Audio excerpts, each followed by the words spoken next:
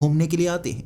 यहाँ बड़े बड़े पर्वत नहीं हैं, लेकिन छोटी छोटी पहाड़ियाँ ज़रूर हैं। ऐसा लगता है जैसे कुदरत की गोद में बैठकर आप एहसास कर रहे हैं यही आपकी ज़िंदगी है। लोग बहुत घूमने के लिए आते हैं, लेकिन हमारे इस गांव तक पहुंचने वाले लोगों की संख्या काफ़ी कम होती है।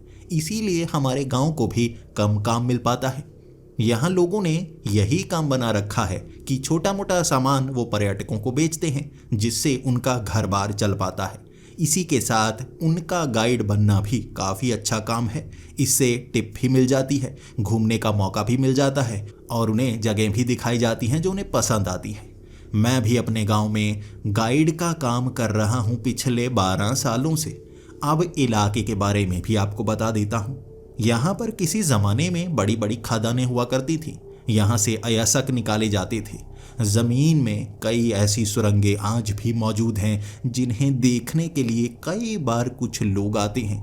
अब अंदर की बात बताता हूँ, उन्हें देखने वाले लोग कौन आते हैं। वैसे यहाँ साधारण पर्यटक आते हैं इन पहाड़ों को देखने के लिए। मैं उनका गाइड बन जाता हूँ, पहाड़ों में घुमाता हूँ, फिराता हूँ। यहाँ कई ऐसे तालाब बने हुए हैं, उन्हें वहाँ पर नहाना पसंद है। यहाँ छोटे मोटे झरने बने हुए हैं, वहाँ पर उन्हें नहाना पसंद है। बड़े बड़े पेड़ दिखाता हूँ, फिर समय रहते उन्हें वापस ले आता हूँ। कभी कभी महीनों बाद कुछ लोग ऐसे आते हैं जिन्हें सुरंगों के अंदर जाना होता है। वो यहाँ एक खास मकसद के लिए आते हैं। वो पुरानी कहानियाँ सुनकर जो बहुत ज़्यादा मशहूर हो चुकी हैं। बहुत समय से वो कहानियाँ सुनाई जाती हैं कि इन सुरंगों में एक ऐसी सुरंग भी है जिसके अंत में खजाना रखा गया है, लेकिन उस खजाने को बाहर निकालना असंभव के समान है। वो जगह बिल्कुल सोने जैसी है, कोई भी वहाँ पर पहुँच नहीं सकता। जो पहुँचता है बाहर निकल नहीं सकता। कहते हैं कि वहाँ पर एक शाप है और उस शाप के कारण आपके कदम उस जगह से बाहर नहीं निकल सकते। अब एक सच बात बताऊं, मैं उस सुरंग के मुहाने तक का रास्ता जानता हूं। कौन सा पहाड़ है वो मैं जानता हूं। उसके अंदर जाने के रास्ते में मैं कभी नहीं गया, लेकिन आपको वहां तक पहुंचा सकता हूं। अब कई बार यहाँ लोग आते हैं उस खजाने को ढूंढने के लिए।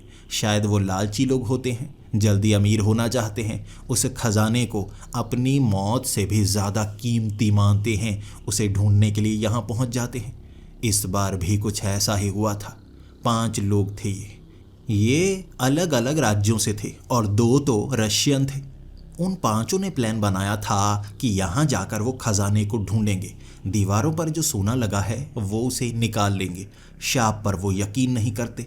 जब वो गांव में पहुँचे थे, वक्त शाम के 6 बजे का था। पहले तो यहाँ उन्होंने लोगों से सामान खरीदना शुरू कर दिया। उनके पास पैसे बहुत थे, वो महंगा सामान खरीद रहे थे, इसीलिए गांव में सभी लोग उन्हें बहुत ज़्यादा पसंद कर रहे थे। फिर वो ढूंढने लगे किसी गाइड को। अब हमारे गांव में बहुत लोग काम करते हैं गाइड बनने का। अलग अलग जगह दिखाना हर किसी को पसंद है। मेरे पास कुछ खास जगह हैं, मैं वो दिखाता हूँ, लोगों को बहुत पसंद आती हैं। उन्होंने भी जगहों को गिनवाना शुरू कर दिया, मैंने भी जगहों को गिनवाना शुरू कर दिया। लेकिन वो बाकी जगहों पर घूमना नहीं चाहते थे, वो चाहते थे सुरंग का रास्ता ढूंढना। अब गांव में बहुत कम लोग हैं जिन्हें सुरंग का रास्ता पता है। मैं उनमें से एक हूँ। मुझे गांव वालों ने आगे कर दिया। अब मैं गांव वालों को कैसे मना कर सकता था। वो 5 लोग अब मेरे साथ थे। मैं डरा हुआ था क्योंकि उस सुरंग तक पहुँचते पहुँचते मुझे बहुत ज़्यादा डर लगने लगता था। मैं शाप से बचना चाहता हूँ। ऐसे शाप मुझे बिल्कुल भी पसंद नहीं होते। सबसे पहले गांव से हम बाहर निकले। वो चाहते थे हम रात के वक्त ही उस जगह जाएं। वो कहा करते थे कि उन्हें डर नहीं लगता, रात के वक्त जाएंगे थोड़ा डर लगेगा, वो ज़्यादा चौकन्ने रहेंगे। मेरा मानना है दिन के वक्त जाना चाहिए, रात को तो काफ़ी ज़्यादा खतरा होता है ना। वो मान नहीं रहे। उन्होंने 8 बजे ही चलना शुरू किया। गांव के बाहर सबसे पहले उन्हें मैंने वो कब्रिस्तान दिखाया जहाँ किसी की लाश दफनाई नहीं गई है। वहाँ कई पत्थर लगाए गए थे, उनके ऊपर नाम लिखे गए थे। अब वो पूछने लगे ये कैसा कब्रिस्तान है जहाँ किसी की लाश नहीं दफनाई गई। मैंने कहा ये वो लोग हैं जो उस गुफा में गए थे, कभी वापस नहीं आए। मैं यहाँ पर इस तरह कब्रिस्तान में आकर अगर कोई गया है वापस नहीं आया तो पत्थर लगा देता हूँ, ऊपर नाम लिख देता हूँ। गांव के सभी लोग ऐसा करते हैं। ये श्रद्धांजलि होती है उन लोगों के लिए जो ढूंढने के लिए तो गए, वापस नहीं आ पाए।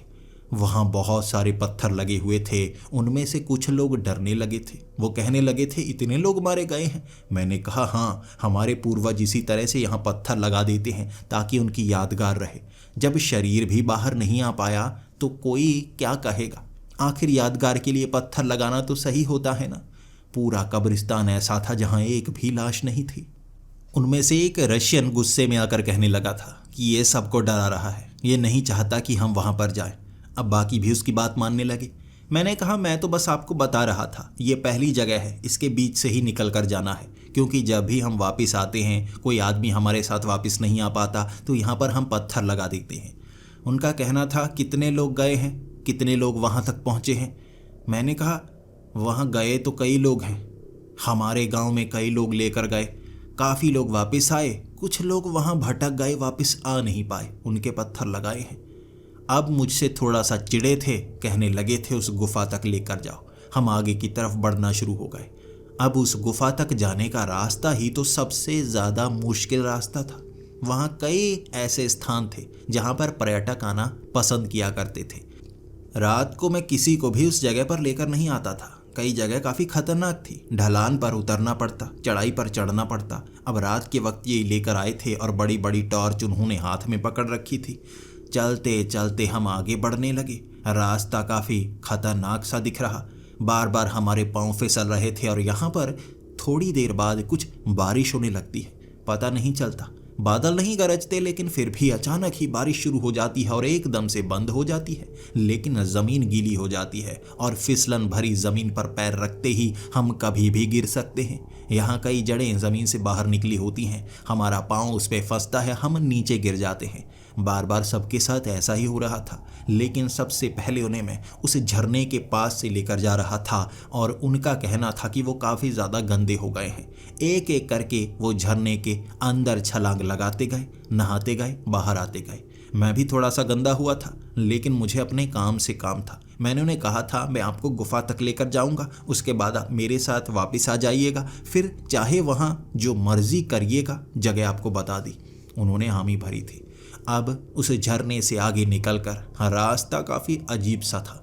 यहाँ बड़े बड़े पेड़ होते हैं, उन पेड़ों के बीच से निकलने का रास्ता बार बार बंद हो जाता है। अगर तो पर्यटक समय समय पर आते रहें तो पगडंडियाँ बनी रहती हैं। अगर 2-2, 4-4 महीने तक कोई आए ही ना तो उसके बाद वो जगह धीरे धीरे मिटनी शुरू हो जाती है। झाड़ियाँ उगाती हैं, पौधे उगाते हैं, रास्ते बंद हो जाते हैं। अब घने पेड़ों के बीच से ऐसा लग रहा था पेड़ों के ऊपर कुछ ना कुछ है। यहाँ पेड़ बिल्कुल छतरी की तरह बने हुए थे। अब पेड़ों के ऊपर कुछ देखा नहीं जा सकता था, बस आवाज़ें ज़रूर सुनी जा सकती थी। पेड़ों के ऊपर से आवाज़ें आती रही और वो पूछ रहे थे, ये आवाज़ें किसकी हैं। मैंने कहा, छोड़िए, आप यकीन नहीं करेंगे। उन्होंने दोबारा पूछा ही नहीं।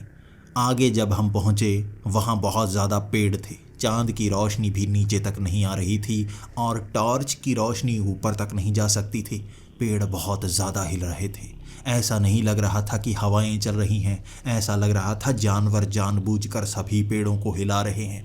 तब उन्होंने कहा था, अब बता ही दो, ये पेड़ कैसे हिल रहे हैं, कौन से जानवर हैं, क्या यहाँ बड़े बड़े बंदर हैं जो हमला कर सकते हैं।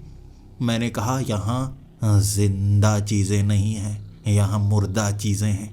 ये प्रेत आत्माएं हैं जो पेड़ों के ऊपर होती हैं। जब जिंदा इंसान इन पेड़ों के नीचे से गुजरते हैं ना, ये ऊपर से जिंदा होने की कोशिश करती हैं, शरीर पर कब्जा करने की कोशिश करती हैं, इसीलिए ये नीचे घुसने की कोशिश कर रही हैं। हमें रुकना नहीं है, हम चलते रहेंगे, कोई खतरा नहीं, बस पेड़ हिलेंगे। तब वो मेरी तरफ देखकर हंसने लगे थे और कहने लगे थे, कैसा पागल है, इन चीज़ों पर यकीन करता है, ऊपर तो बड़े बड़े बंदर होंगे ना, यहाँ बंदर हिला रहे होंगे। मैंने कहा, आप जो सोचना चाहते हैं सोच सकते हैं, आप सोच लीजिए बड़े बड़े बंदर हैं, अगर हम रुक गए तो हम पर हमला कर देंगे, बस इसी बहाने चलते रहें चलते रहें। वो ऊपर टॉर्च की रोशनी मारते रहे, आगे चलते रहे। वो उस घने जंगल में बिल्कुल रुके ही नहीं, ऊपर से वो पेड़ हिलते रहे। जो मैंने सुना था मैंने उन्हें सब कुछ बता दिया। उन्होंने कहा, ऐसा हो नहीं सकता, ये कोई और जानवर है जिसके बारे में मुझे नहीं पता। तो उनसे जानना मेरा भी एक तरह से फ़र्ज़ बनता था। वो ज़्यादा पढ़े लिखे लग रहे थे, मैं तो पढ़ ही नहीं पाया ना, लिखना मुझे आता नहीं, बस चीज़ों का नाम याद रख लेता हूँ मैं। उन घने पेड़ों से हम बाहर निकल आए थे। आगे छोटे छोटे पौधे जिन पर लगे हुए थे फल, वो फल पहचान में नहीं आते थे कि कौन से फल हैं। वो फल को कोई खाता भी नहीं था। तब वो चलते चलते कहने लगे, यहाँ फल तो बहुत सारे लगे हुए हैं, हमें खाने चाहिए। मैंने कहा, ये फल कोई नहीं खाता। कहा जाता है कि ये शापित फल हैं, इन्हें खाने के बाद आपको अजीब अजीब भ्रम होने लगते हैं। गांव में कोई भी इन फलों को हाथ नहीं लगाता। तब एक दूसरे की तरफ वो देखे जा रहे थे और कहे जा रहे थे, कोई इन फलों को पहचानता है? वो रशियन भी कह रहे थे कि उन्होंने भी इन फलों को कभी नहीं देखा, बल्कि भारतीय लोगों को पता होना चाहिए ये फल किसके हैं। भारतीय भी पहचान नहीं पा रहे थे ये फल कैसे हैं। आकार कुछ का सेब जैसा था, रंग बिल्कुल काला। अब वहाँ आम जैसे फल भी लगे हुए थे, लेकिन उनका रंग अजीब सा था, जैसे बिल्कुल संतरे लगे हों। अब ऐसे ऐसे फल लगे, हर किसी के देखकर होश उड़ रहे और एक दूसरे को वो समझा रहे, जो फल के बारे में पता ना हो उन्हें खाना नहीं चाहिए। इस तरह उन फलों को भी किसी ने हाथ नहीं लगाया, लेकिन मन सबका कर रहा था। उन्होंने तोड़कर एक झोले में डाल लिए थे ताकि बाद में वो चेक कर पाएं ये फल किसके हैं, जिसके बारे में कोई नहीं जानता। फिर से हम आगे की तरफ बढ़ना शुरू हो गए। जब वो फलों के पेड़ खत्म हुए, आगे मैदान शुरू हो गया था। अब इस मैदान में दूर दूर कुछ पेड़ लगे हुए थे और मैंने उन्हें कहा, यहाँ ज़रा ज़्यादा ध्यान से, यहाँ खतरा बहुत ज़्यादा है। वो कहने लगे, कैसा खतरा? क्या यहाँ कुछ और हो सकता है? मैंने कहा, यहाँ मुर्दों की जगह कहा जाता है। कहते हैं ऐसी जगह जहाँ पेड़ नहीं उग पाते, वहाँ मुर्दे ज़मीन के अंदर उन पेड़ों के बीजों को खा जाते हैं, उनकी जड़ों को खा जाते हैं, इसीलिए ये मैदान बने होते हैं। आपको क्या करना है? कदम रखते जाना है, रखते जाना है, बस कहीं भी रुकना नहीं है। जो रुकेगा वो फंसेगा। अब वो मुझसे थोड़ा सा चिढ़ने लगे थे। एक आदमी ने ये कहा भी था कि तुम ज़्यादा बातें करते हो, तुम हमें डराने की कोशिश कर रहे हो। ये वो रशियन था। अब इतना समय हो गया था उनके साथ चलते हुए, एक बात का पता तो चल गया था, ये दो रशियन है ना, ये प्लान इनका है। ये रशियन हिंदी में इनको कहकर मुझे समझाते हैं। अब जो भी ऑर्डर देते हैं ये दोनों रशियन ही देते हैं। वो दोनों गंजे थे। अब उनका नाम भी अजीब सा था, मैं तो समझ नहीं पा रहा था। बार बार उन दोनों को ही उस तरह कहे जा रहा था, क्योंकि उन्होंने जो नाम मुझे बताया भी था मैं याद ही नहीं कर पाया। बस दोनों को उस तरह कहता रहा। अब चलते चलते एक बार सभी के सभी रुक गए थे। जब वो रुके उसके बाद ज़मीन थोड़ी थोड़ी हिलने लगी। वो घबरा रहे थे और मैं तो उनके इर्द गिर्द घूमने लगा और कहने लगा, रुकना नहीं है, गोल गोल घूमना शुरू कर दो, रुकना नहीं है। अगर आपको कुछ देखना है तो बस गोल गोल घूमो। उन्होंने मेरी बात नहीं मानी थी, वो वहीं पर रुक गए थे। उसके बाद वो एक उस तरह मुझे कहने लगा था कि मैं तो यहीं रुकूंगा, देखूंगा ज़मीन के अंदर से मुर्दे कैसे निकलते हैं। ज़मीन से मुर्दे तो नहीं निकले थे, मकड़ियाँ काफ़ी ज़्यादा निकलने लगी थी।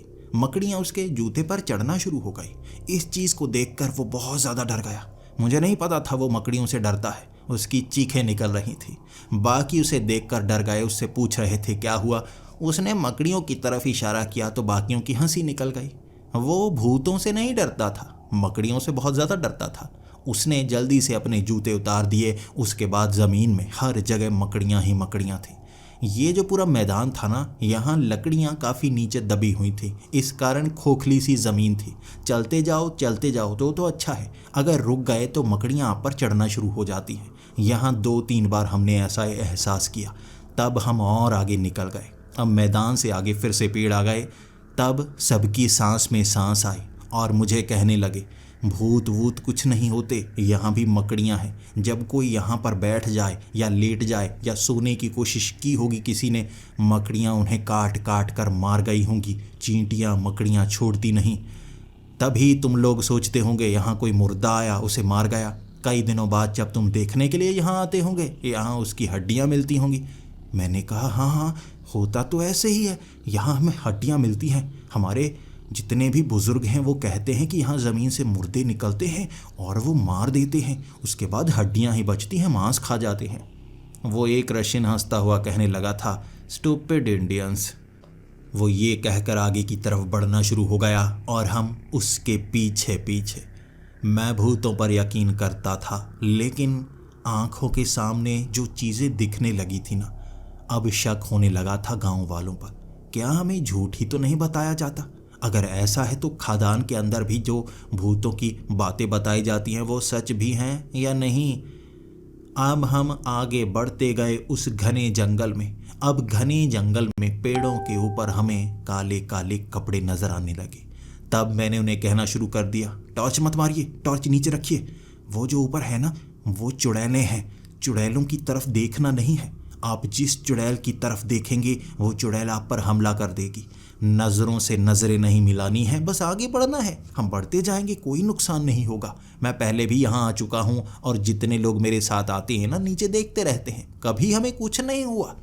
तब उनमें से एक रशियन वो ऊपर की तरफ टॉर्च मार कर देख रहा था। तभी एक उनका साथी जिसके लंबे लंबे बाल थे, उसका नाम था अनुष्क। अब अनुष्क बार बार उसे रोके जा रहा और कह रहा, ये काली काली चुड़ैलें ही लगती हैं, चुड़ैलें ऐसे कपड़े ही पहनती हैं। और वो रशियन कह रहा कि विच चुड़ैलें कुछ नहीं होती। लेकिन कोई समझे तो ना। हम डरे हुए वो टॉर्च मारकर ऊपर उन चुड़ैलों की तरफ देख रहा। तभी ऊपर से एक चुड़ैल ने नीचे जैसे हमला किया। वो ऊपर काले रंग का कपड़ा नीचे गिरा। हमारी तो चीखें निकल गई, लेकिन उस रशियन ने उस कपड़े को पकड़ा, हाथ से लपेटा और कहा, कपड़े टांगे गए हैं यहाँ पेड़ों के ऊपर कपड़े, ये देखो। सच में वो कपड़ा था, गला हुआ पुराना कपड़ा। फिर उसने वो टॉर्च की रोशनी इधर उधर पेड़ों पर मारनी शुरू कर दी। हर जगह पर कपड़े ही कपड़े थे। हम कपड़ों की तरफ देख रहे। अब वहाँ चुड़ैलें दिखी नहीं, कपड़े दिखे। मैं तो हमेशा इन्हें चुड़ैलें माना करता था। आज इन लोगों के साथ आकर जैसे हर भ्रम दूर होते जा रहे थे। यहाँ चुड़ैलें नहीं हैं, कपड़े टांगे गए हैं। अब वो रशियन उस तरह, उनमें से सबसे बड़े वाला, वो मुझ पर गुस्सा करके कह रहा, यह गांव वालों की चाल है, गांव वाले डरा कर रखते हैं सबको। अब वो मुझ पर गुस्सा कर रहा और मैंने अपना सर झुका लिया। देखने में ऐसा ही लग रहा था कपड़े इसलिए टांगे गए हैं सबको चुड़ैल लगे, सब डर कर भाग जाएं। फिर वो ज़ोर ज़ोर से हंसकर कहने लगा, intelligent, Indians are so intelligent. ये कहकर हम आगे बढ़ने लगे और वो तारीफ़ों के पुल बांधता गया। ये अच्छा है कि यहाँ पर इस तरह से चुड़ैलें बनाई गई हैं नकली, ताकि लोग डर कर पहले ही भाग जाएं। इसी तरह तो खजाने की सुरक्षा होती है ना। गांव वाले चालाक बहुत हैं। अब उनकी बातें थोड़ी थोड़ी समझ में मुझे आ रही थी, भले ही मुझे इंग्लिश नहीं आती थी। यहाँ इतने टूरिस्ट आते थे, कुछ बातें मैं समझ सकता था अगर इंग्लिश में बोली जाए। उसकी बातें भी मैं समझता जा रहा था। अब हम फिर से उन पेड़ों के बीच से निकल पड़े। सारे कपड़े पीछे रह गए थे। अब यहाँ साधारण पेड़ थे। उन पेड़ों के बीच से जब हम निकल रहे, पानी काफ़ी ज़्यादा, पानी बढ़ रहा था। ये दलदल थी, लेकिन दलदल के नीचे कई सारी जड़ें। हमें उन जड़ों के ऊपर पैर रखना था और मैंने उन्हें दिखा दिया, ये रस्सी है, हमें रस्सी हाथ से पकड़ कर रखनी है। जिस दिशा में रस्सी जाए जा रही है, जड़ें जाई जा रही हैं, उस तरफ हमें भी चलते रहना है। बस यही सुरक्षित रास्ता है। ज़रा सा इधर उधर हुए ना, कहा जाता है यहाँ पर जल परियाँ हैं खूंखार वाली। वो जल परियाँ आपको पानी में खींचने की कोशिश करती हैं। ज़रा भी इधर उधर मत होइएगा, सुरक्षा वाले रास्ते पर ही हमें चलना है। अब वो मेरी बात सही से मान रहे थे और उन जड़ों के ऊपर ऊपर से जा रहे, लेकिन उनमें से एक का जैसे थोड़ा सा पैर फिसला और वो एक तरफ पानी में, वहाँ नीचे पानी में जड़ें नहीं थी। और जब वो आधा पानी में पहुँच गया, उसके पाँव नीचे लग चुके थे। वो कहने लगा, यहाँ ज़मीन है, ये इतना गहरा है, मैं यहाँ से भी चल सकता हूँ। ये कहकर वो आगे चलने लगा और मैं उसे मना करता रहा, पानी में मत रहो, ऊपर जड़ों में आ जाओ। वो मान नहीं रहा। थोड़ा थोड़ा वो तैरता, बीच बीच में चलता, वो भी हमारे साथ आगे बढ़े जा रहा था। तभी वो चिल्लाने लगा, पैरों के नीचे कुछ है, कुछ ना कुछ है, मैं चल नहीं पा रहा। कोई उसे जैसे पानी में खींच रहा था और वो चीखें मार रहा। मैं तो डर गया और एक पेड़ को पकड़कर उसके ऊपर चढ़ने लगा। वो दो रशियन सच में बहुत ज़्यादा हिम्मत वाले थे। उन्होंने छलांग लगाई सीधा पानी में, चाकू निकाल लिए और वो पानी के नीचे सर में वो पहनी हुई हेडलाइट से देख पा रहे थे शायद। अंदर से उन्होंने जड़ें काटी और वो आदमी पानी के ऊपर आया। तब उसे भी जड़ों के ऊपर चढ़ाया और वो कहने लगे, नीचे जड़ें हैं बहुत सारी, नीचे लटें निकली हुई हैं पौधों की, उनमें पाँव फंस जाए तो वो इस तरह घूमकर खींचना शुरू हो जाएंगी कि ऐसा लगेगा कोई हमें नीचे खींच रहा है। मैं हिम्मत करके तब पेड़ से उतरा था। वहाँ हम थोड़ा सा आगे पहुँचे और वहाँ चेहरे नजर आने लगे लड़कियों के पानी के बीच से। अब उन चेहरों को देखकर डर तो लग रहा था, लेकिन वो रशियन कब से हिम्मत बढ़ा रहे थे तो मुझे भी यकीन हो गया, जलपरियां नहीं हो सकती, ये कुछ और है। देखने में जलपरियां ही लग रही थी। अब उन्होंने पानी में छलांग लगाई। अब वो पूंछ जो बड़ी सी दिख रही थी उन्हें खींचा, वो किसी मछली की पूंछ थी। वो मछली देखने में ऐसा लग रहा था लंबी हो। मछलियों को उन्होंने मारा और मेरे सामने रखकर कहने लगे, ये जलपरियां इंसानों को ये मारती हैं, इसीलिए लोग डर कर भाग जाते हैं। सच में तुम बहुत दिमाग वाले हो, कहानियां बहुत बड़ी बड़ी बनाते हो। अब देखते हैं आगे और क्या मिलता है। ये कहकर हम उस झील से, उस दलदल से आगे निकल आए। हम उन टहनियों पर पांव रखते रखते जमीन पर पहुंच गए थे। अब आगे खादानें शुरू हो गईं। वहां जमीन में कई खादानें दिख रही थी। वहां घर बने हुए दिख रहे थे। उन घरों में कोई रहता नहीं था। For this collaboration, I wanted to achieve the ease of ready-to-wear meets couture. Blend in. रहता नहीं था। किसी ज़माने में यहाँ खादानें चलती होंगी तो रहने के लिए लोग यहाँ पर आते होंगे, काम करते होंगे और फिर शायद यहाँ से वो चले गए। उसके बाद से ये पूरी की पूरी जगह वीरान हो गई। कई जगह हमें 2 घर दिख रहे थे, कई जगह 5-6 घर दिखे, टूटे फूटे थे और उन घरों के अंदर कोई भी काम का सामान नहीं था। मैं 2 बार यहाँ पर आकर गया था और दोनों बार मैंने अंदर जाकर देखा भी था कोई काम की चीज़ ही मिल जाए, लेकिन कोई चीज़ छोड़कर नहीं गए थे। वो यहाँ से सामान लेकर ही गए थे। घरों के बीच से निकलते हुए डर का माहौल था, क्योंकि मुझे बताया जाता है इन घरों में भूतों का वास है।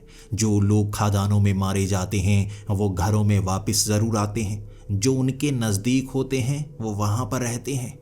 जब हम उन घरों के पास से गुज़र रहे थे, उन घरों के अंदर से टक टक की आवाज़ें आ रहीं। वो आवाज़ें काफ़ी ज़्यादा डरावनी थी। मैं तो डर रहा था। एक मोटा आदमी, मैं बार बार उसकी पीठ पर चढ़ जाता और मुझे देखकर वो बार बार कहता, तुम इतने डरपोक क्यों हो?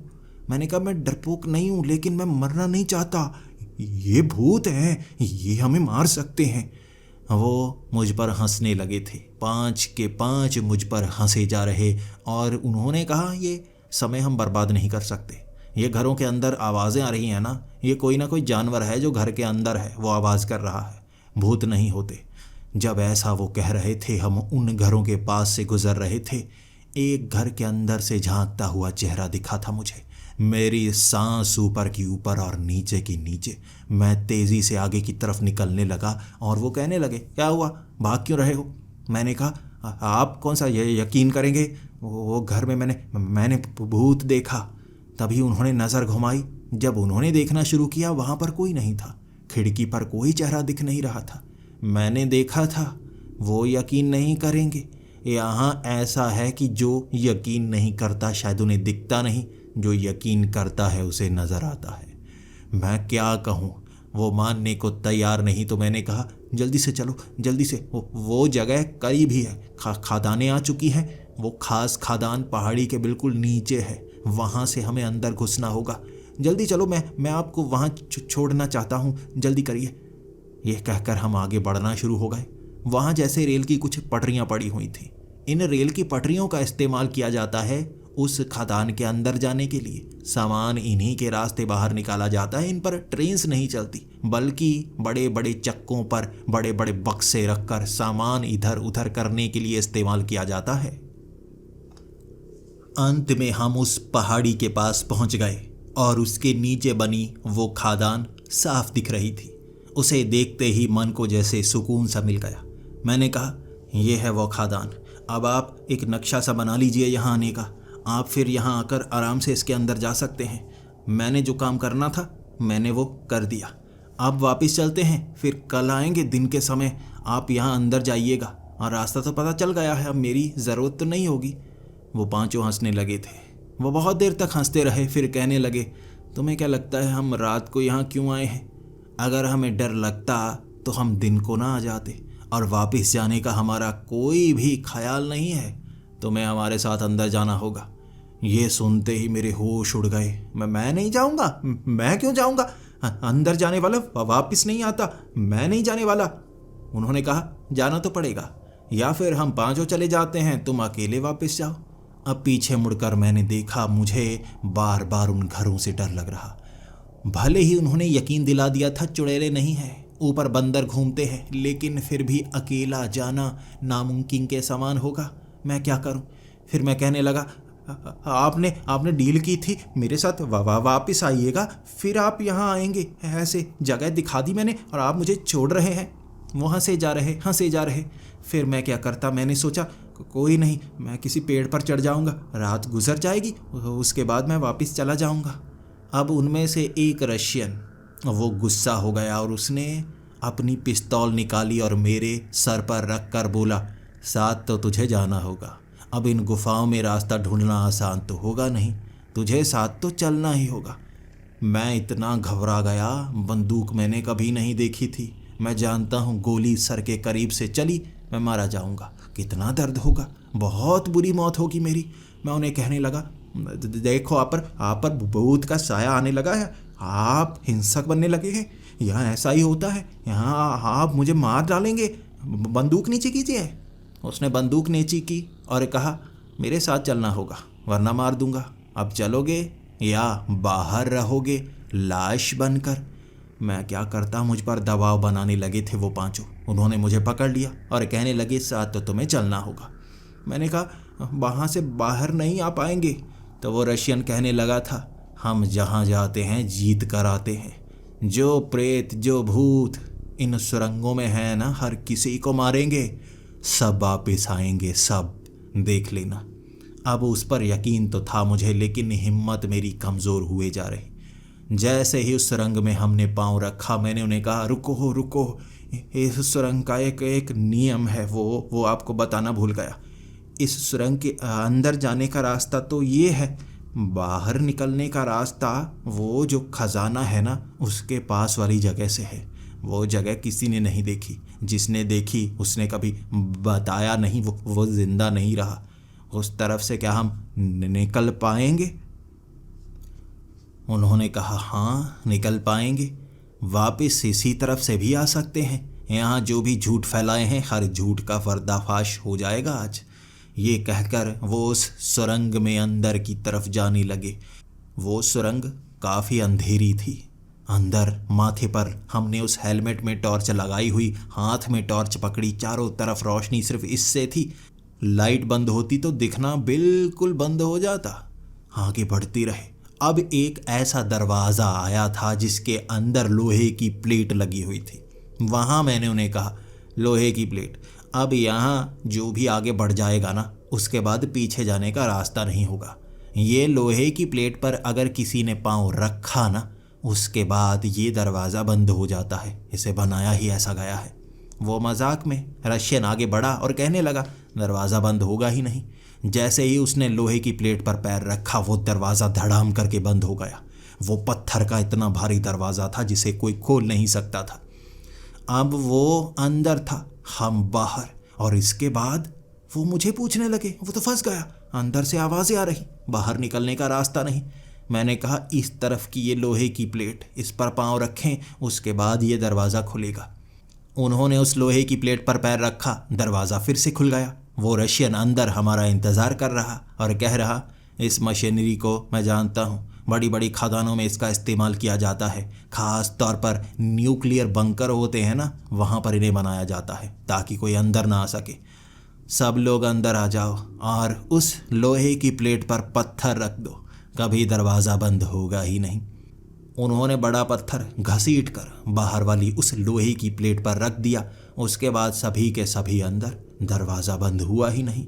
हमने अंदर वाली प्लेट पर पैर रखा था, तब भी दरवाज़ा बंद नहीं हुआ। और वो रशियन मेरी तरफ देख कर कहने लगा, you Indians are very smart, तुम सबको फंसाते रहते हो। यहाँ भी अगर थोड़ा दिमाग लगाओ तो बाहर आने का रास्ता है, इसीलिए कोई इस खजाने को पा नहीं सका, हम इकट्ठे पा सकते हैं।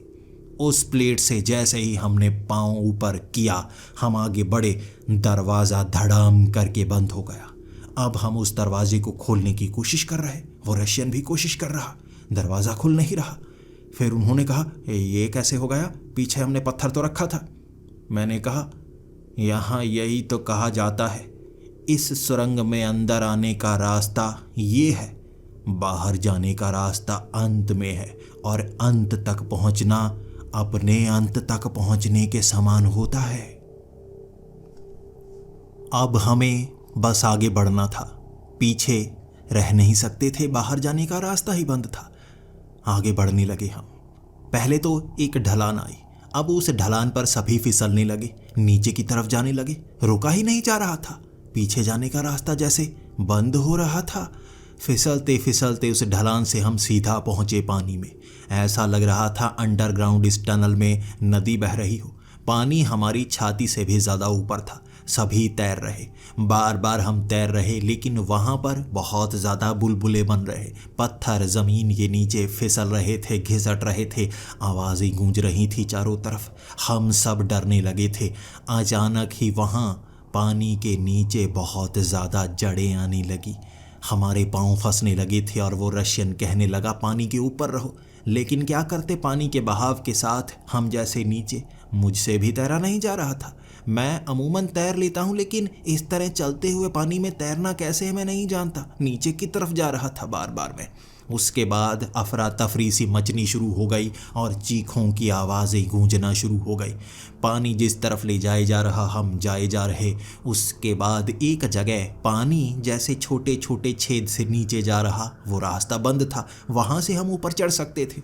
पत्थरों को पकड़ा हमने, जैसे जैसे हम ऊपर चढ़े। हम 4 थे जो ऊपर खड़े थे, 5वां वो भारतीय कहाँ था, हमारा साथी कोई दिख ही नहीं रहा पानी में। फिर से वो रशियन ने छलांग लगाई और पानी के अंदर वो तैरने लगा। वो ढूंढ रहा था उसे। अब पानी में आगे बह तो सकते नहीं थे, तो आखिर वो कहाँ गया। लगभग 3 से 4 मिनट तक वो पानी के नीचे ढूंढता रहा। फिर एकदम से वो उस आदमी को लेकर निकला, लेकिन वो मरा हुआ था। उसके सर के ऊपर मछली की पूंछ बांधी गई थी और पाँव पर रस्सी। वो रस्सी एक पत्थर से बांधी थी, जिस कारण वो ऊपर आ ही नहीं सका। वो रशियन उसकी लाश को लेकर आया था, उसे सांस दी जा रही थी, लेकिन वो उठ नहीं पा रहा। उसकी गर्दन के पीछे एक कट का निशान था, जैसे उसकी गर्दन की नब्ज को पीछे से काटा गया हो। खून वहाँ से भी बह रहा। वो मर चुका था और हम चारों स्तब्ध थे। और हमारा एक साथी तो पीछे दीवार से सटा हुआ, बहुत ज़्यादा डरा हुआ। उसने कहा, मारा गया, ये कैसे मारा गया, यहाँ मुंह पर पूंछ भी है। वो रशियन कहे जा रहा था, यह पूंछ किसी ने इसके मुंह पर बांधी है। ऐसा लगता है यहाँ पानी में कुछ और भी है, कोई मछली। और पैर इसका वो रस्सी में कैसे फंस गया। यहाँ रस्सियाँ नीचे थी, ये जड़ें नहीं थी, ये कोई और तने नहीं थे, ये रस्सियाँ थी, जैसे फंसाने के लिए बांधी गई। उनकी नज़र मेरी तरफ, और मैं कह रहा, ये गांव वालों ने नहीं किया है, गांव वाले तो यहाँ आते भी नहीं, हम सब बहुत डरते हैं यहाँ आने से। कहते तो हैं यहाँ पर भूत प्रेत का साया है जो लोगों को मार देता है। अब सबकी नज़र थी आगे बढ़ने की ओर। वो 4 और मैं 5वां, हम फिर से आगे बढ़ने लगे। चारों हम आगे जा रहे थे, लेकिन वो एक सबसे पीछे था। वो ज़्यादा डरा हुआ लग रहा था। अब इतना ज़्यादा डरा हुआ, हम सब एक दूसरे पर नज़र रखे हुए थे। यहाँ कुछ भी हो सकता है, यहाँ जाल बिछाए भी हो सकते हैं। जैसे जैसे हम आगे बढ़ते गए, वो बार बार पीछे रुक जाता। वो ऊपर नीचे देखकर कहता, वो प्रेत आत्माएं मुर्दों की हाथ निकाल रही हैं ज़मीन से, वो हाथ निकाल रही हैं ज़मीन से। हम किसी को हाथ नज़र नहीं आ रहे थे, बस उसे नज़र आ रहे थे। क्या हो रहा था उसके साथ हम नहीं जानते, लेकिन वो रशियन आया और कहने लगा, तू पागल तो नहीं हो रहा, जल्दी चल, यहाँ इन अंधविश्वासों पर यकीन नहीं करना है, तुझे भ्रम हो रहे हैं, चल। 5 मिनट हम और चले और वो पागलों की तरह हरकत करने लगा। वो पत्थर अपने सर पर मारने लगा था कि मेरे सर के अंदर आ रहे हैं, वो प्रेत सर के अंदर आ रहे हैं। हमें नज़र नहीं आ रहे थे, कोई उस पर यकीन नहीं कर रहा। उसके बाद वो ज़ोर ज़ोर से अपना सर दीवार पर फोड़ने लगा। उसने अपना सर दीवार पर इतनी बार मारा कि सर से खून बहने के कारण वो बेहोश। उसे पट्टी तो हम कर रहे थे लेकिन खून बहे जा रहा। उसने अपना सर ही फोड़ लिया था। उसकी मौत भी वहाँ पर हो गई। अब वो 3 लोग और मैं चौथा था। हम एक दूसरे की तरफ देख रहे। यहाँ क्या सच में से वो मुर्दे नजर आ रहे थे? मैंने कहा, यहाँ हो तो बिल्कुल वैसा ही रहा है जैसा रास्ते में बताया जाता था कि सबके अंत में वो जलपरियाँ आती हैं, उससे पहले वो मुर्दे आते हैं ज़मीन से निकलने वाले। और यहाँ बिल्कुल वैसा ही तो हो रहा है। पहले वो मुंह पर पूंछ, अब आसपास से निकलने वाले वो हाथ। जैसे वो अंदर की बातें थी, हम बाहर मान रहे थे। क्या सच में यहाँ भूत प्रेत है? और रशियन ने डांटा था मुझे कि डराना बंद कर, जल्दी से आगे चल। आगे आगे कौन सा रास्ता है? मैंने कहा, यहाँ एक ही रास्ता है, हमें उस खजाने की तरफ लेकर जाएगा। हमें बस एक दूसरे को बचाते रहना है। अब उस रास्ते में हर जगह कपड़े टंगे हुए। ऐसा लग रहा था काले रंग की वो चुड़ैलें यहाँ हों। उस रशियन ने देखते ही कहा था, यहाँ लोग आते हैं तभी कपड़े टांगे हुए हैं काले काले। उनमें से चमकती हुई आंखें दिखती लेकिन गायब हो जाती। मैं बार बार चीखता, चुड़ैल ये वाली जिंदा है। छत पर कपड़े, नीचे कपड़े। वो सुरंग काफ़ी बड़ी थी लेकिन हर जगह कपड़े ही कपड़े। हम एक दूसरे के साथ आगे बढ़ रहे, कभी किसी कपड़े को पीछे करते। ऐसा लग रहा था जैसे हम फंस रहे हैं। कई कपड़े चिपचिपे थे, शरीर से चिपक जाते, गोंद लगी हुई थी उन पर। कई बार हमारे साथी चिपकते, एक दूसरे को छुड़ाते और उस कपड़े को एक तरफ करते हुए आगे बढ़ने लगे थे। तभी जैसे हम 3 आगे थे एक दूसरे को देखते हुए, वो रशियन कहाँ था हमें नजर ही नहीं आ रहा। जल्दी से हम पीछे मुड़े, उन कपड़ों को खंगालने लगे। तभी हमारी नज़र पड़ी वो रशियन पर। एक कपड़े के बीच कंटीली तार में उसकी गर्दन फंसी हुई और वो चीखने की कोशिश कर रहा लेकिन गर्दन कटी हुई थी, खून बह रहा। उसे उन कंटीली तार से बाहर निकालने की कोशिशें बहुत खराब थी और ज़्यादा धंस रही थी उसके शरीर के अंदर वो कंटीली तारें। गर्दन कटती जा रही थी, उसकी आंखें ऊपर चढ़ती जा रही थी। 10 मिनट तक कोशिश की, गर्दन से खून बह चुका था और उसकी भी लाश बन चुकी थी। कंटीली तारें उस कपड़े के अंदर थे और गलती से उसने हाथ लगाया और वो बीच में फंसता ही गया, लिपटता ही गया, लिपटता गया। शरीर जैसे लिपटा पड़ा था कंटीली तारों से। हम तारें खोल ही नहीं पाए। हमारे दिमाग में आया ही नहीं कि कटर से तारों को काटा जाए। वो कटर पीछे रह गया था। सबसे पहले मरने वाला वो आदमी, उसके बैग में वो कटर था। यहाँ मैंने चीखना शुरू कर दिया था, हम नहीं बचेंगे, हाँ हम नहीं बचेंगे। वो रशियन ने मेरे एक ज़ोरदार चमाट लगाई थी, डरा मत, तू डरा सबसे ज़्यादा रहा है। अब वो रशियन था, उसके साथ एक उसका साथी और मैं, हम तीनों जिंदा बचने की जद्दोजहद कर रहे थे। वो कपड़ों के बीच से हम निकल गए जैसे वो जाल हमारे एक साथी के लिए ही बना हुआ था। अब वो सुरंग में 3 अलग अलग रास्ते आए और उन 3 रास्तों को देखकर मेरे हाथ पांव फूलने शुरू हो गए। मैंने कहा, तीनों में से एक रास्ता सही है, 2 रास्ते गलत हैं। 2 में मौत है, 1 में ज़िंदगी है। हमें सही रास्ते का चुनाव करना होगा। हम एक साथ जाएंगे जिस रास्ते पर जाना है। मैं तीसरे रास्ते के बारे में कह रहा था कि वो रास्ता सही लगता है, लेकिन वो रशियन उन तीनों रास्तों पर गया, देखने लगा और कहने लगा, पहले वाला, हम इस रास्ते पर जाएंगे। ध्यान से देखो दीवारों को, दीवारों पर निशान बने हुए हैं। आगे बढ़ने के निशान लगाए गए, बाद में जिसे साफ कर दिया गया जैसे ये सही रास्ता था और काटा गया ताकि इस रास्ते से आगे ना बढ़ा जाए। हम इस रास्ते से जाएंगे। उसका साथी कह रहा, नहीं, यहाँ पास के रास्ते में फूल लगे हुए हैं, यानी आगे पानी है, पानी वाला रास्ता सही होता है, पानी से सही रास्ता बनता है। मैं किसी रास्ते में जाने को तैयार नहीं था। मैं कह रहा, मैं यहाँ पर रुकूंगा। उस रशियन ने मेरे सर के ऊपर बंदूक रखी और कहा, तू आगे जाएगा, तू इस रास्ते से आगे जाएगा, हम तेरे पीछे रहेंगे। दोनों ने सहमति की थी। अब वो बंदूक मेरे सर पर रखे हुए मुझे आगे भेज रहे और मुझे डर लग रहा मैं मारा जाऊंगा। यहाँ कुछ ना कुछ ऐसा होगा जो मुझे मार देगा। मैं क्या करूं? मैं आगे आगे, वो रशियन मेरे पीछे पीछे, और सबसे पीछे वो डरा हुआ हमारा साथी। वो तो बार बार रुककर इंतज़ार कर रहा था, यहाँ बस कुछ आ ना जाए। मेरी मौत का इंतज़ार कर रहे थे। मैं तेज़ी से चलता गया। वो खड्डे थे, देखने में साफ लग रहा था जाल बिछे हुए हैं। वो कपड़े बिछाए गए थे। खड्डे के नीचे कुछ जानलेवा हो सकता था। मैं सख्त पत्थर पर पैर रखता गया, आगे बढ़ता गया, और पीछे से हमारे साथी की चीख। उसने खड्डे के ऊपर रखे उस बोरे पर ही पैर रख दिया था और वो सीधा उस खड्डे में। नीचे थे कंटीले भाले और उसकी छाती से निकलकर गर्दन को आर पार कर चुके थे वो भाले। उसे निकालने का कोई फायदा तक नहीं था। वो धीरे धीरे तड़प कर मर रहा था और रशियन मेरे सर पर बंदूक रखे हुए। तू बता नहीं सकता था? तुझे बताना चाहिए था। मैं तो तेरे कदमों पर कदम रख रहा था। ये बेवकूफ़ इंडियन कहाँ पर पैर रख रहा था? ये कहकर उसने मुझे आगे जाने को कहा। बस हम दो बचे थे। हम दो थे और वो जगह सामने नज़र आ गई। वो सुरंग के मुआने से आगे, वहाँ बड़ा सा जैसे कमरा बनाया हुआ, दीवारों पर सोना चिपका था। जैसे सोने के कई सारे बर्तन, सोने की चीज़ें, सोने के सिक्के वहाँ बिखरे पड़े। उसे देखकर हमारी दोनों की आंखें चमक गई।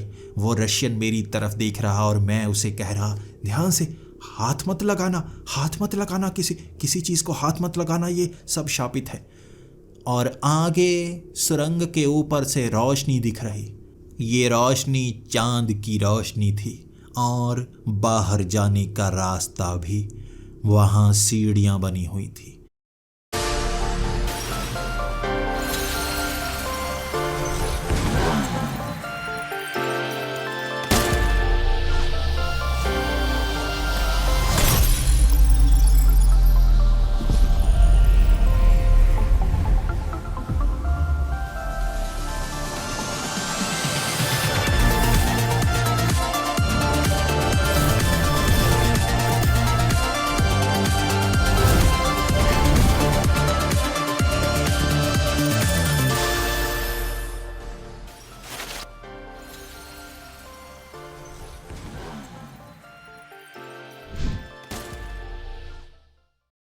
बनी हुई थी। ये पहाड़ के ऊपर जाने वाली सीढ़ियां थी और उसे देखकर वो रशियन चीख पड़ा। आखिरकार हमने वो पा लिया। मेरे साथी खो गए, लेकिन मैं साथी तो नए बना सकता हूँ। जब इतना अमीर हो जाऊंगा, साथी तो बहुत सारे बन जाएंगे ना। फिर उसने जल्दबाजी में मेरी तरफ बंदूक की और कहा, अगर तुम्हें जिंदा छोड़ दिया, तुम बाहर जाकर बताओगे खजाना कहाँ पर है। पीछे से आने का रास्ता ही बता दोगे तो मुश्किल रास्ता कोई पार नहीं करेगा। आसानी से यहाँ आया जा सकता है। उसके बाद सरकार खजाने पर अपना हक जताएगी। मुझे क्या मिलेगा? मैं तो बताऊंगा नहीं। तुम बताओगे, मैं जानता हूँ। मैंने कहा नहीं बताऊंगा, मैं कुछ नहीं लूँगा, मैं नहीं बताऊंगा। उसने कहा, बताओगे तो तुम जिंदा नहीं छोड़ सकता। यहाँ आने वाले मारे जाते हैं ना। तुम भी बताकर आए होगे, मुझे ये रास्ता दिखाने आए हो। तुम भी वापस नहीं जाओगे। सबको लगेगा तुम भी मारे गए और मैं भी उल्टे रास्ते से बाहर निकलूँगा खजाना लेकर। समय समय पर आता रहूँगा, खजाना निकालता रहूँगा और सबको लगेगा मैं तो मारा गया। कोई भी ढूंढने नहीं आएगा मुझे। आराम से मैं अमीरी का वो शौक पूरा करूँगा। मेरे सर के ऊपर उसने बंदूक तान दी थी और जैसे ही ट्रिगर चलाया, गोली चली ही नहीं। फिर से ट्रिगर दबाया, गोली चली ही नहीं। 2-3 बार उसने फिर से ट्रिगर दबाया, गोली चली ही नहीं। फिर उसने देखी बंदूक में गोलियां ही नहीं थी। वो हैरान, गोलियां कहाँ गई? मैंने तो भरी थी, मेरे पास इतनी ही गोलियां थी, गोली कहाँ गई? उसके बाद उसने ज़मीन से वो सोने का चाकू उठाया और कहने लगा, तुझे मारने के लिए मुझे बंदूक की ज़रूरत नहीं, मैं चाकू से मार सकता हूँ। मुझे घबराहट हो रही थी। यहाँ पहुँचकर इतनी ज़्यादा घबराहट। आप जानना चाहते हैं मुझे घबराहट क्यों हो रही थी? मैं बहुत बार यहाँ पर आया हूँ, बहुत बार, और हर बार यहाँ मुझे यही तो करना पड़ता है। जैसे ही उसने चाकू मेरी तरफ किया था, उसकी कलाई को पकड़कर मैंने बाजू पीछे घुमा दी और उसकी गर्दन में घुसा डाला था वो भाले का टुकड़ा। एक बार नहीं मारा मैंने, 4-5 बार मारता रहा जब तक वो मर नहीं गया। उसके बाद उसकी लाश को नीचे फेंका मैंने, उसके खून को हाथ पर लगाया और आगे रखे हुए उस बड़े से सोने के पतीले पर हाथ लगाया, जैसा मैं हर बार करता हूँ। कोई नहीं बच पाता जो खजाना ढूंढने आता है। ये हमारे पूर्वजों का खजाना है जो यहाँ पर सुरक्षित रहेगा हमेशा के लिए।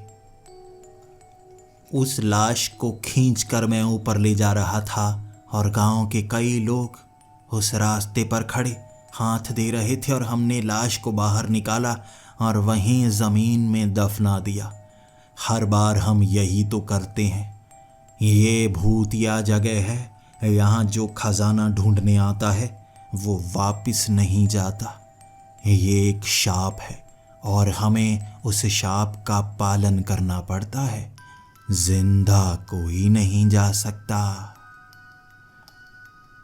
हमने उस झरने में नहाया था, जो भी गंदा था वो साफ हुआ और चलते हुए उसी डरावने रास्ते से वापस पहुँचे।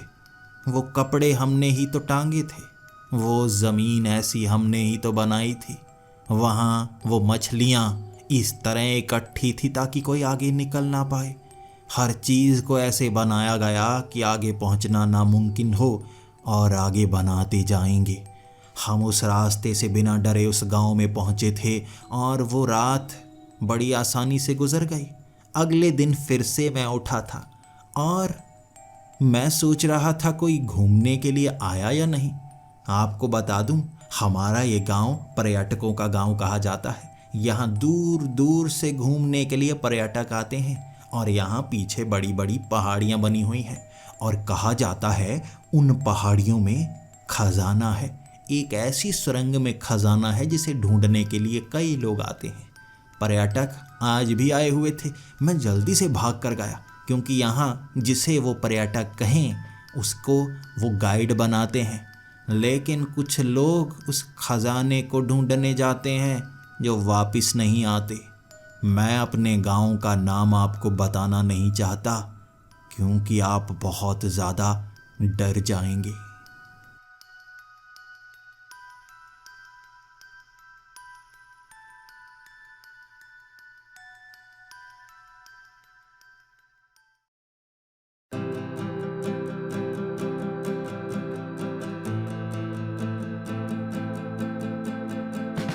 Winzo Ludo. Play Ludo online. Get it today.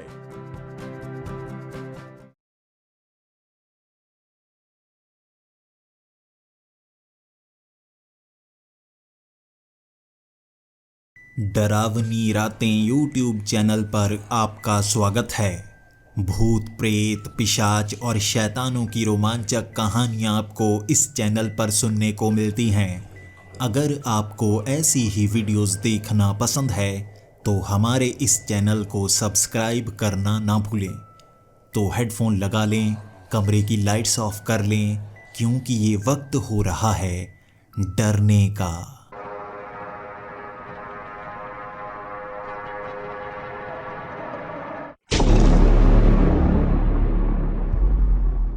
Hello दोस्तों, मेरा नाम छगन है और मैं उत्तर प्रदेश का रहने वाला हूँ।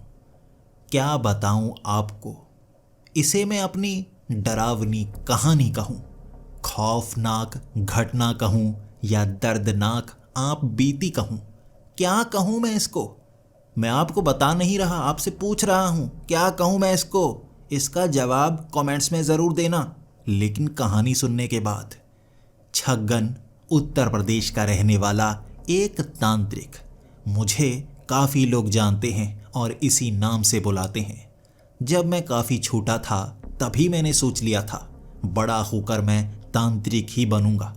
कहते हैं ना कि बचपन में ही आपके पर निकलने शुरू हो जाते हैं और सब समझ जाते हैं ये उड़ सकता है। मेरे पर भी बचपन में ही निकल आए थे। मेरा भाई बब्बन जो मुझसे 1 साल छोटा है, लेकिन हम दोनों की जोड़ी कमाल किया करती थी। हम छोटे थे लेकिन हम जादू सीखना चाहते थे। हमारे गांव में जब कोई जादूगर आया होता तो हम उसकी बहुत ज़्यादा सेवा करते और उससे छोटी मोटी 2-3 ट्रिक सीख लेते। अब इस तरह से काफ़ी ट्रिक्स सीखने के बाद हम अपने गांव में लोगों को जादू दिखाया करते और इससे हमें कुछ पैसे मिल जाते। हम जानते हैं बच्चों को काम नहीं करना चाहिए, लेकिन ये काम नहीं होता था। हमारे लिए ये मज़ेदार चीज़ें होती थी जिससे पैसे भी बन जाया करते थे। गांव में वो बरगद का पेड़ जिसके नीचे शाम के वक्त हम ऐसा माहौल बना दिया करते थे जैसे यहाँ पर मेला लगा हुआ हो। कई लोग इकट्ठा हो जाते हमारी वो ट्रिक्स देखने के लिए और इस तरह धीरे धीरे हमारी कमाई बढ़ने लगी थी। लेकिन एक घटना ने हमें बहुत बड़ा धक्का दिया था। हम जब जादू दिखाया करते थे तो छुटमुट गलतियां तो हो ही जाती है ना। जैसे किसी को स्टेज पर बुला लें, वो सीढ़ियों से गिर गया तो उसका सर फट गया। हम कुछ छोटा मोटा जादू दिखा रहे हैं, जैसे पेंसिल किसी के पेट में घुसा कर दिखा रहे हैं कि असल में घुसी नहीं है, पेंसिल गायब हो गई, लेकिन असल में पेंसिल एक बार किसी के पेट में घुस गई थी। एक बार हम एक बड़ी गेंद को जो लोहे की थी उसे हवा में उछाला और हवा में आग के जरिए उसे गायब करना था। नीचे एक लड़की खड़ी कर दी जो 22 साल की थी। हम आग में उस बड़े से बॉल को गायब करने वाले थे, लेकिन वो गायब नहीं हुई तो वो लोहे की बॉल उसके सर से टकराई और सर से खून निकला। मैं कह रहा हूँ ऐसी छोटी मोटी गलतियाँ तो हो ही जाती हैं ना।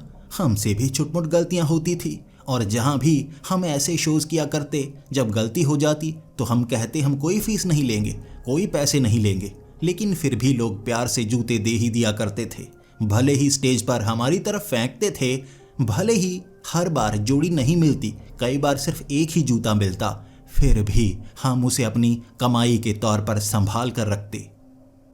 जब हम 22 साल के हो चुके थे तो छगन एंड बब्बन कंपनी बनाई थी हमने, जादूगरों की कंपनी जिसमें सिर्फ हम 2 जादूगर ही थे।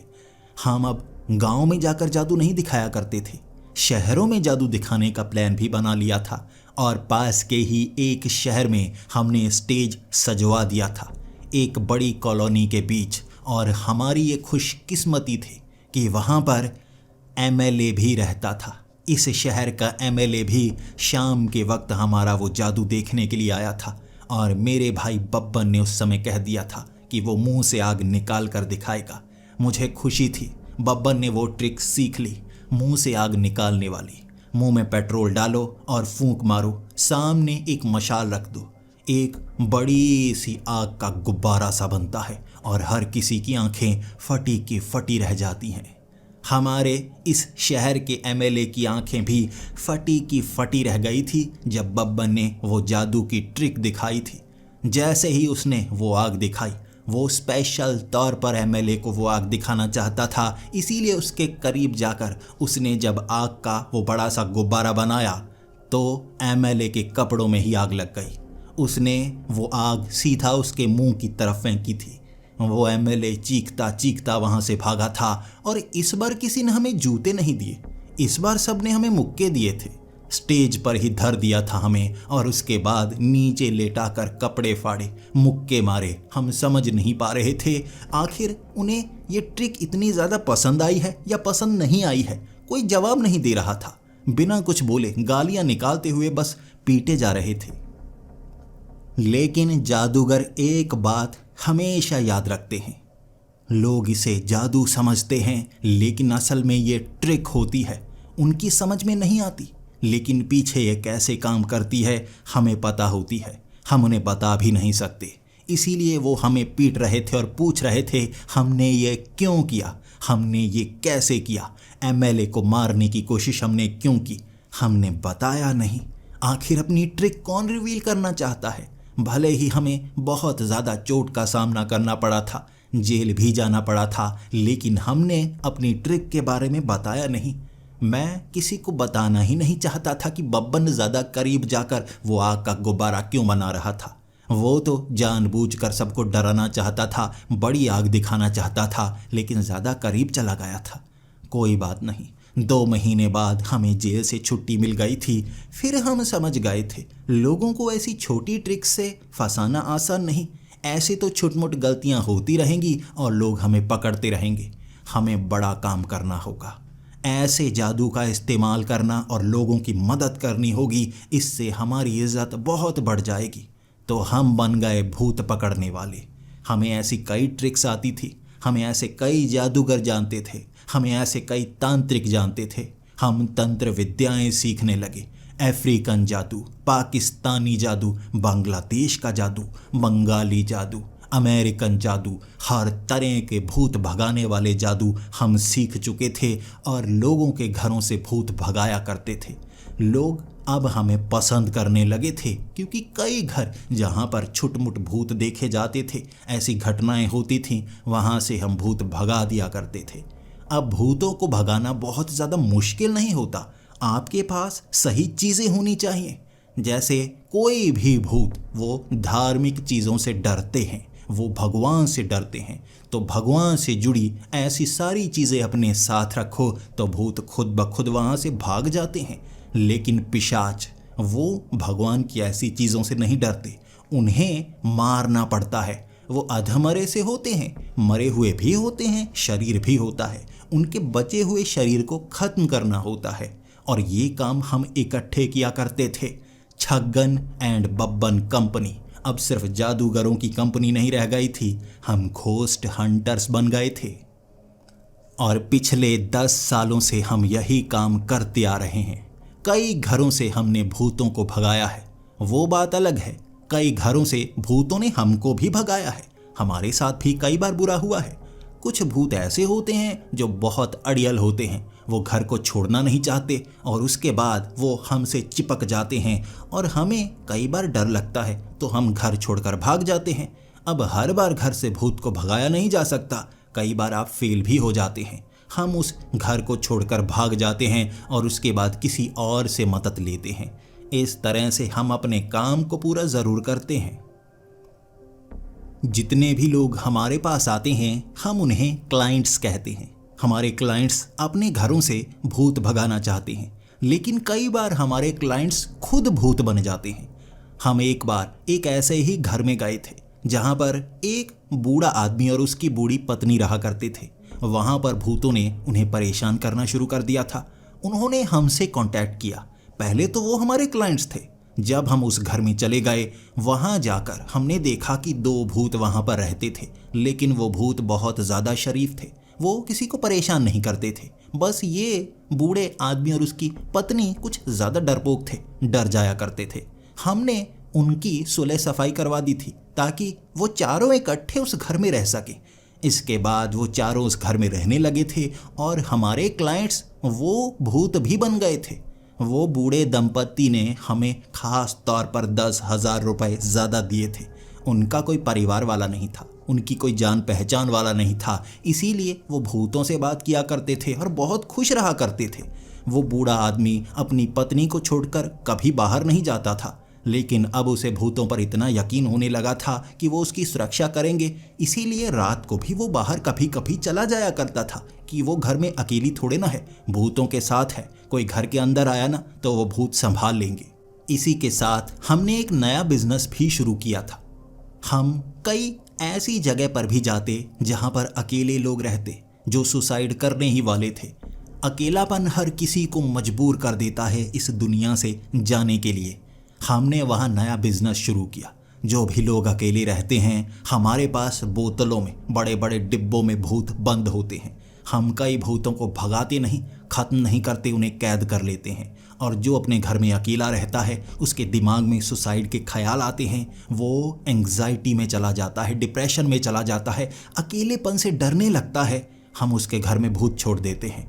जब भूत घर में हो, आपको कभी अकेलेपन का एहसास नहीं होगा। हर बार लगता रहेगा कुछ हिल रहा है, कोई घर में और भी मौजूद है। वो दिखते नहीं, होते हैं। धीरे धीरे हमें सिर्फ उत्तर प्रदेश से ही नहीं बल्कि अलग अलग राज्यों से भी कॉन्टैक्ट्स मिलने लगे थे। वहाँ जाकर भी हम भूतों को भगाया करते।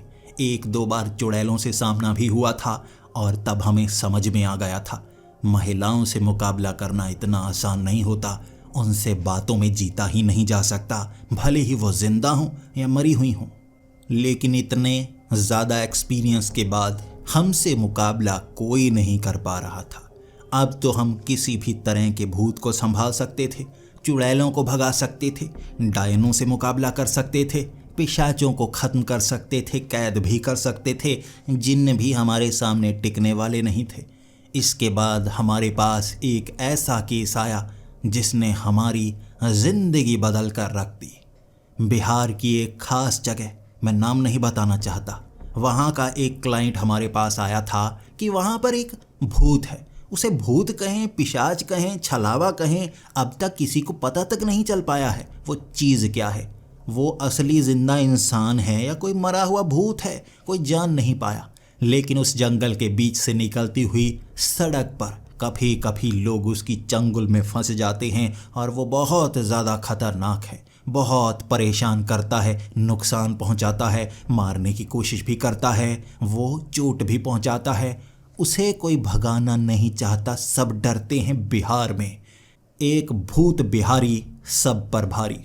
उस आदमी ने ये ख़ास तौर पर डायलॉग का इस्तेमाल किया था और तभी बब्बर ने कह दिया था, कोई भी हो, चाहे उत्तर प्रदेश का हो चाहे बिहार का हो, अगर भूत है तो हम उसे काबू कर ही लेंगे। हमने 30,000 में डील डन कर दी थी और पैसे एडवांस में ले लिए थे। जब हम एडवांस में पैसे लेते हैं तो भागने का कोई चांस ही नहीं, चाहे जितने दिन लग जाएं, मुकाबला टक्कर का होगा। अब हम निकल पड़े थे बिहार के उन जंगलों की ओर और हमारे पास वहाँ कोई बाइक नहीं थी, एक साइकिल थी। हम साइकिल के सहारे, मैं साइकिल चलाता हुआ, पीछे बैठा बब्बर गाने गुनगुनाता हुआ उस जंगल की उसी सड़क से जा रहे थे जहाँ पर वो भूत नज़र आता है। वो बिहारी भूत जो बिहारी भाषा में बात करता है और हमें बिहारी आधी आधी सी आती है। जितनी फिल्मों में सुनी है उतनी तो हम जानते हैं, पूरी तरह से समझ नहीं पाएंगे। और हमारे क्लाइंट ने भी कहा था वो बिहारी ऐसी बोलता है कि हर किसी को समझ में आ जाती है।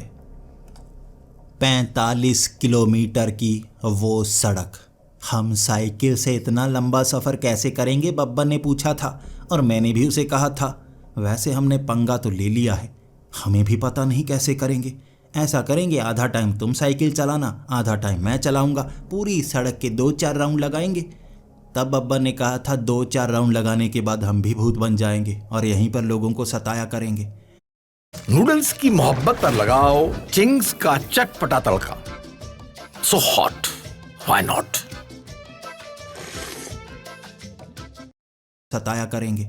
वो पहली रात 8 किलोमीटर तक आगे गए थे। उसके बाद साइकिल चलाकर हम वापस आ गए। कोई भूत हमें नहीं मिला था और अगले दिन हमारे क्लाइंट ने पूछा था कि भूत पकड़ा जा चुका है। मैंने कहा पकड़ा नहीं गया, वो हमसे दूर भाग गया। अब हमें और ट्रिक अपनानी होगी। यहाँ पर हम सस्ता स्कूटर मोटरसाइकिल ढूंढने लगे थे, लेकिन बिहार में हर चीज़ महंगी है। हमें तब पता चला हम ऐसे बाज़ार में जा रहे थे जहाँ सस्ती चीज़ें मिले, लेकिन हमें ठगा जा रहा था, बेवकूफ़ बनाया जा रहा था। इसीलिए हम एक ऐसे आदमी के पास गए जो लूना बेचता था। यहाँ लूना को चलाना बेइज्जती समझा जाता है, वो पैडल वाली स्कूटी, लेकिन हमें तो उसे देखकर खुशी हो गई थी। कोई उसे खरीदता नहीं था, इसीलिए हमें वो सस्ती मिल गई। उसकी एवरेज भी अच्छी होती है और पैडल मारने का जो मज़ा साइकिल में आता है वो लूना में भी आता है।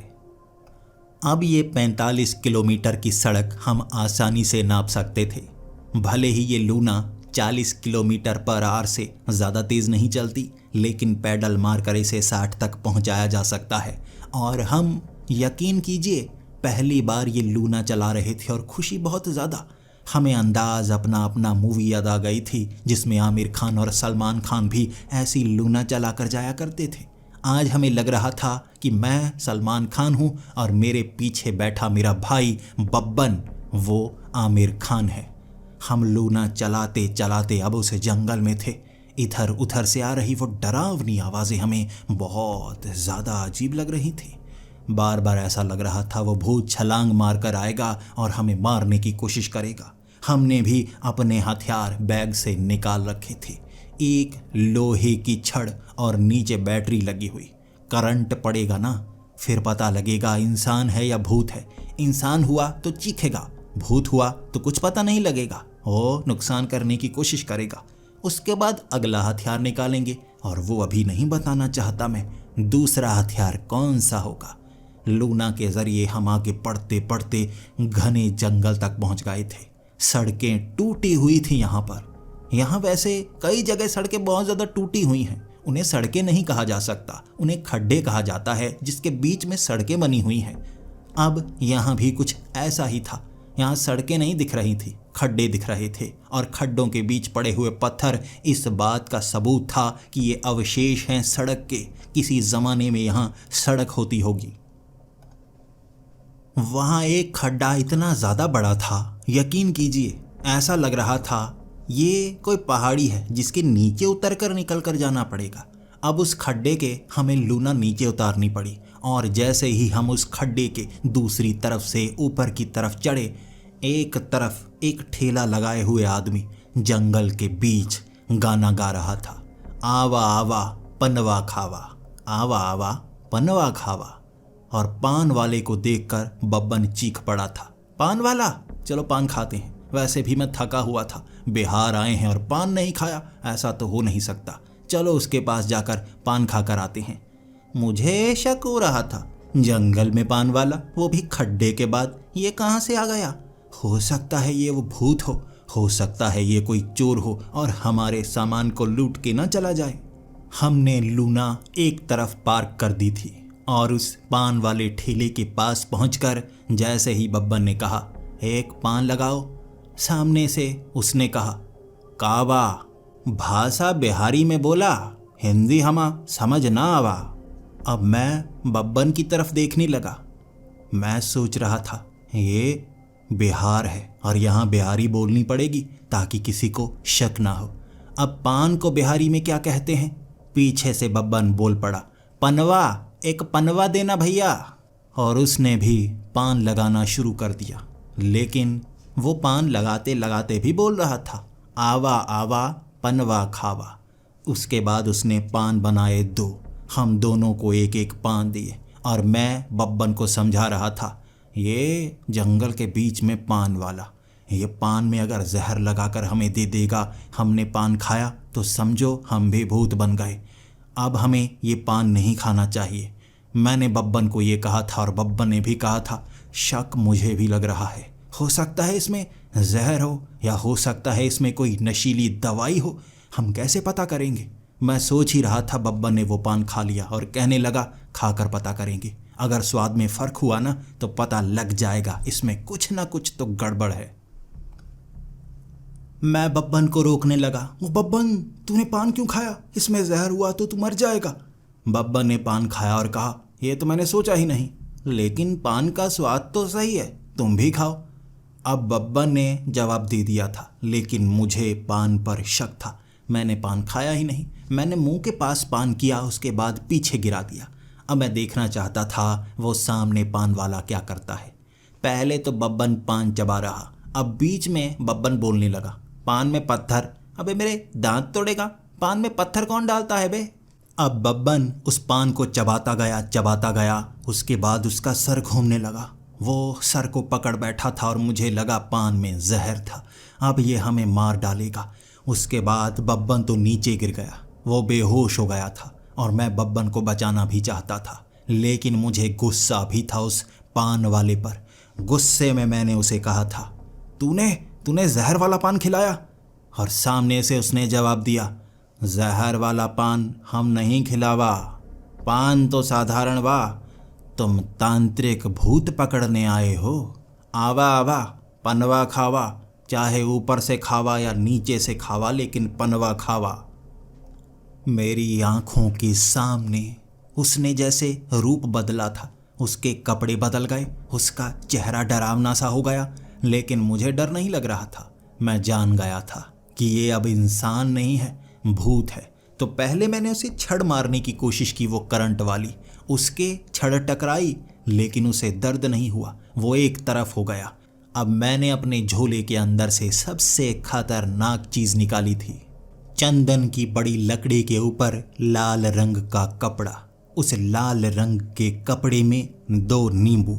अब इसकी एक चोट से भूत की आधी शक्ति कमजोर हो जाती है। जैसे ही उसके सर पर मैं ये मारूंगा वो कमजोर हो जाएगा। लेकिन मुझे ये पता नहीं था ये भूत भाग भी सकता है। Worried about fakes? Trust only Myntra for 100% original brands. Myntra, it's you 2.0.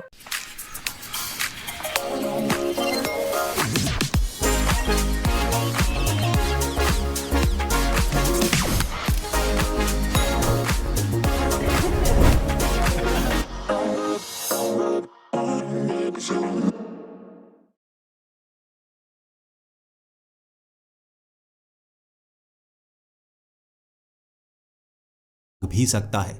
अमूमन किसी खास जगह पर भूत जुड़े हुए होते हैं। वो वहां से भागते नहीं, कुछ समय के लिए गायब होते हैं। जैसे घरों में, वहां बार बार उन्हें आना पड़ता है और हम उन्हें आसानी से पकड़ लेते हैं। अब ये भूत था जो हंसता हंसता भाग रहा था, वो भी जंगल